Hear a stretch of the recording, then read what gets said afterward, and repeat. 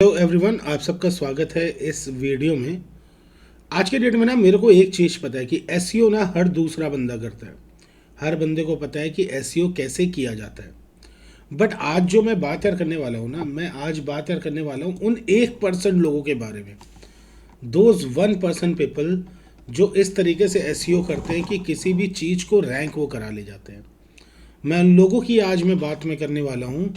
वो लोग जो किसी भी फील्ड में एसईओ जब करते हैं ना, तो उनकी कोई भी किसी भी टाइप की वेबसाइट हो और वो टॉप पे रैंकर हो जाती है। आज सारे के सारे मेथड को मैं यहाँ पे शो करूँगा। जिसको डिटेल में ना प्रैक्टिकल मैनर सीखना है वो व्हाट्सएप पे कांटेक्ट कर सकता है। बट जो बंदा ऑलरेडी एसईओ कर रहा है और उसको कहीं ना कहीं उस हिडन दुनिया के बारे में पता है ना कि हाँ एसईओ की एग्जैक्टली कैसे की जाती है, ये वीडियो ना आज उनके लिए है। आज मैं आपके सामने, और ये वीडियो मैं फिर से बता रहा हूँ, ये केवल ना एजुकेशनल पर्पज से है। और इस वीडियो में ना मैं Phantom parasite AICTR injection method के बारे में बात करने वाला हूँ। ये मेथड केवल इस पूरी दुनिया में केवल 1% लोगों को पता है। और इस मेथड के ना कुछ पॉइंट्स होते हैं, उन पॉइंट्स के बारे में आज मैं बात करने वाला हूँ। और उनमें जो सबसे इम्पॉर्टेंट और जो सबसे बड़ा पॉइंट आता है ना, वो आता है नेगेटिव एसईओ शील्डिंग का। अब नेगेटिव एसईओ शील्डिंग क्या होता है? इसमें 3 चीज़ें आती हैं। पहला अटैकिंग कॉम्पिटिटर्स, दूसरा डिसवॉव प्रोटेक्शन और तीसरा हिडन रिडायरेक्ट। अब यहाँ पे आता है अटैकिंग कॉम्पिटिटर है क्या। मैंने बोला आपने हेल्थ या क्लिक बैंक के ऊपर अपनी वेबसाइट को रैंक करा रहे हो। अब जो कॉम्पिटिटर पहले नंबर पे रैंक कर रहा हो और आप चौथे पे रैंक आप कर रहे हो, आप क्या करते हो? उसके ऊपर नेगेटिव बैकलिंक्स बनाना चालू करते हो और उसकी जो वेबसाइट की रैंक को डाउन कराते हो और आप ऑटोमेटिकली ऊपर आ जाते हो। ठीक है, इसे हम लोग कहते हैं नेगेटिव एसईओ शील्डिंग का सबसे पहला पॉइंट अटैकिंग कॉम्पिटिटर। और इसका पूरा का पूरा मेथड मेरे को पता है। बहुत सारे लोग आज की डेट में दुनिया में ऐसे परेशान है ना कि वो कुछ भी कर रहे हैं बट वो टॉप पोजीशन पे आ नहीं पा रहे हैं। तो ये चीज़ उनके लिए। दूसरा डिसवॉव प्रोटेक्शन। डिसवॉव एक फाइल होती है।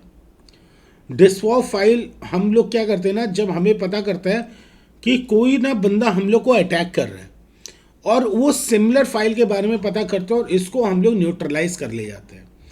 तो जिस बंदे की वेबसाइट पहले फर्स्ट पोजीशन पे थी आज 4th पे है, तो उसके ऊपर ना डिसवॉव वाला सीन होता है। तो उसको कैसे ख़त्म किया जाता है उसके ऊपर हम काम करते हैं। तीसरा होता है हिडन रिडायरेक्ट। हिडन रिडायरेक्ट का मतलब क्या होता है कि हम लोग अपने लैंडिंग पेज में ऐसे एंकर वर्ड्स को जोड़ते हैं, ऐसे एंकर वर्ड्स से जोड़ते हैं जहाँ पे बंदा बस क्लिक करता है और वो हमारे दूसरे पेज में पहुँच जाता है। फिर वो किसी पेज पे क्लिक करता है दूसरे, तो इससे क्या होता है? पेज टाइम बढ़ता है।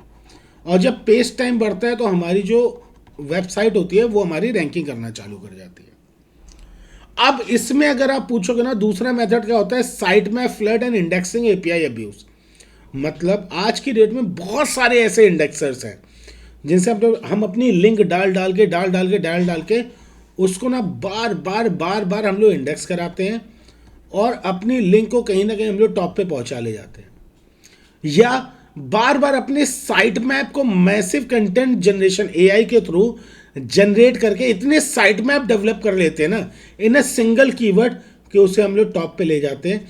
इसी को कहते हैं हम लोग साइट मैप फ्लड और इंडेक्सिंग API अब्यूज। ये one of the best method है किसी भी स्पेसिफिक कीवर्ड के ऊपर रैंकिंग करने के लिए। इसके बाद आता है हमारा schema markup poisoning. Schema markup poisoning में क्या होता है? हम लोग स्कीमा यूज करते हैं। पहले तो हम लोग अपनी कॉम्पिटिटर वेबसाइट्स को ढूंढते हैं, उसके ऊपर हम लोग FAQ बनाते हैं कि यार पॉपुलर वेबसाइट्स पे ना क्या क्या FAQs आते हैं, क्या क्या लोग पूछते हैं, और उस FAQ में हम लोग अपनी वेबसाइट्स के लिंक को डालते हैं। तो इसे हम लोग कहते हैं स्कीमा मार्कअप पॉइजनिंग। जब इस तरीके से करते हैं तो हमारी जो टॉप पे वेबसाइट रैंक हो रही है उसके कंपटीशन में हम आ जाते हैं और टॉप पे आ जाते हैं। जहां हमें पहले लीड 1 या 2 मिल रही होती है, वहां हमें अब लीड 4 to 6 मिलती है। मतलब हमारी जो लीड होती है वो 200% हमारी बढ़ जाती है। और कुछ ऐसे हिडन कीवर्ड्स रखते हैं हम लोग वहां पे जो गूगल को ये कहीं ना कहीं डायरेक्शन देते कि यार इस कीवर्ड पे इस पोस्ट को रैंक कराना है, और उसका हम लोग स्कीमा करने के बाद उस कीवर्ड पे हम लोग रैंकिंग करना चालू कर देते हैं। और इसी को हम लोग कहते हैं सीटीआर ऑप्टिमाइजेशन।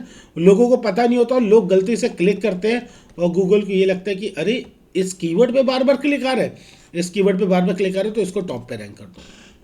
इसके बाद हम लोग क्या करते हैं, जिस भी कीवर्ड के ऊपर रैंक हम कराना चाहते हैं उस कीवर्ड पे हम लोग एग्जैक्ट डोमेन मेथड का यूज करते हैं, जिसे हम लोग कहीं ना कहीं प्राइवेट ब्लॉग नेटवर्क भी बोलते हैं। और उसमें क्या होता है, सेम टाइप की बहुत सारी वेबसाइट्स हम बनाते हैं और सेम टाइप की वेबसाइट बना के इंटरनल लिंकिंग या एक्सटर्नल लिंकिंग करके हम अपनी स्पेसिफिक वेबसाइट को रैंक हम करा ले जाते हैं। तो इसी को हम लोग प्राइवेट ब्लॉग नेटवर्क एक एआई मेस बना के एक ऑटोमेटेड मैनेजमेंट करके उसको हम लोग करते हैं। और उसके बाद उस सारी की सारी चीज़ों को हम लोग क्या करते हैं, हम लोग मार्कडाउन करते हैं। सारी की सारी चीज़ों को हम लोग क्या करते हैं, हम लोग मार्कडाउन करते हैं। कैसे मार्कडाउन करते हैं, यहाँ पे हम लोग का एक सिंपल सा कॉन्सेप्ट रहता है। क्या कॉन्सेप्ट रहता है कि एक स्पेसिफिक कीवर्ड पे पूरी तरीके से काम हम लोग करते हैं और स्पेसिफिक कीवर्ड पे ही हम लोग पूरा का पूरा अपना फोकस हम लोग रहते हैं और उसी को हम लोग क्या कहते हैं, मार्कडाउन कहते हैं। इसके बाद हम लोग बहुत जो आपका जीओवी और ईडीयू होता है ना, जीओवी और ईडीयू पे हम लोग बैकलिंकिंग बनाते हैं या न्यूज़ आर्टिकल्स पे बैकलिंक बनाते हैं, या तो हेराल्ड और आउटलुक इंडिया जैसी वेबसाइट पे हम लोग पोस्ट बाई करते हैं और अपनी पोस्ट को वहाँ पे डालते हैं और वहाँ से हाई अथॉरिटी पैरासाइट लीचिंग करते हैं। इस तरीके से आप किसी भी टाइप की वेबसाइट को, चाहे वो पेपर कॉल या कोई भी हो, उसको हम लोग रैंकिंग करा ले जाते हैं। इसके बाद हम लोग एआई यहाँ पे ना बेसिकली सेलेनियम का यूज़ करते हैं, पाइथन और सर्च एक्सटेंशन बनाते हैं और उसके थ्रू सर्च करके गूगल पे हमारे बॉट्स बार बार जाके वेबसाइट्स को क्लिक करते हैं। तो इससे गूगल को क्या मैनिपुलेशन मिलता है कि यार ये ना बार बार वेबसाइट है यार सर्च होके क्लिक हो रही है, और जब ये बार बार वेबसाइट सर्च होके क्लिक हो रही है इसका मतलब है कि ये वेबसाइट वायरल लाइक वेबसाइट है।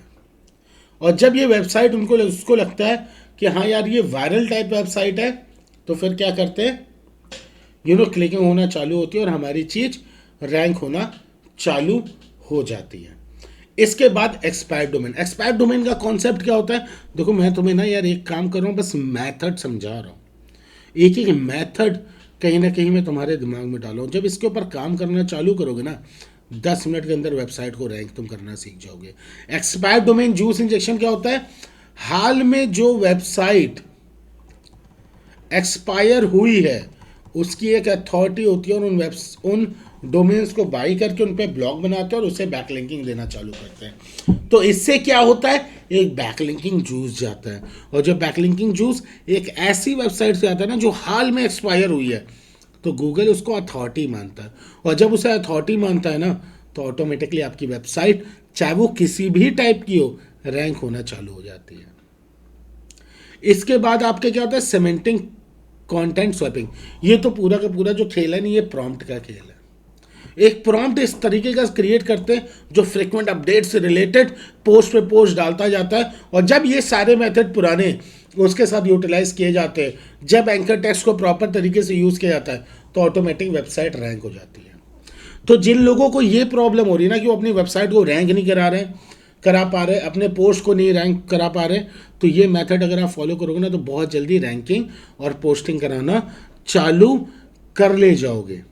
अब इससे रिलेटेड अगर बहुत ज़्यादा तुम्हें प्रैक्टिकल इन्फॉर्मेशन चाहिए ना, तो नीचे जो व्हाट्सएप का नंबर दिया उसके ऊपर कॉन्टैक्ट करो and I am going to help you for sure. I hope you like this video, share this video, like this video, subscribe this channel.